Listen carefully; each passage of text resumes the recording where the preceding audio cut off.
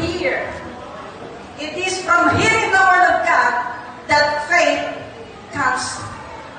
It's only by hearing the Word of God that faith comes. Lord, we believe in your Word.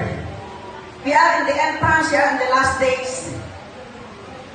Ang dami nangyayari, hindi na namin kayang intindihin. Yung mga plane crash, yung mga fire, iba't ibang kalamidad, yung mga namamatay, na hindi na maintindihan bakit nakakaroon ng ganitong klase na sakit. Lord, we'd like to acknowledge you as our great healer. Kinikilala ka namin, kayo pa rin may control ng lahat ng bagay. Walang mahirap sa iyo, Panginoon.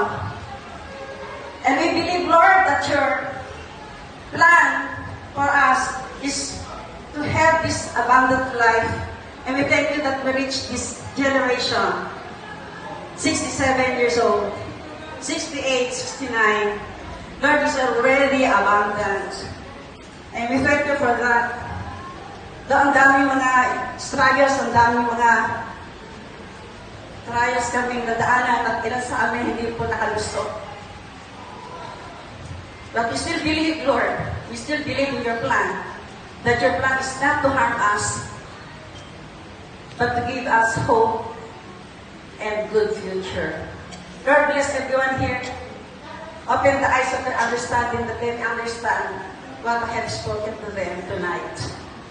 May they be able, Lord, to really understand according to your purpose in every life.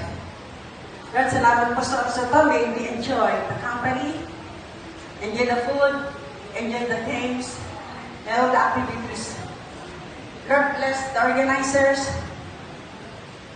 yung mga nagsimula nito, yung mga nagtrabaho dito, yung nag-contribute, Lord, whatever they have given out of their love. Lord, we pray that you will just bless them in return. We thank you for this our prayer. In the mighty name of your Son, Jesus. Amen. Amen. Praise God. Thank you so much, Pastor Nadine.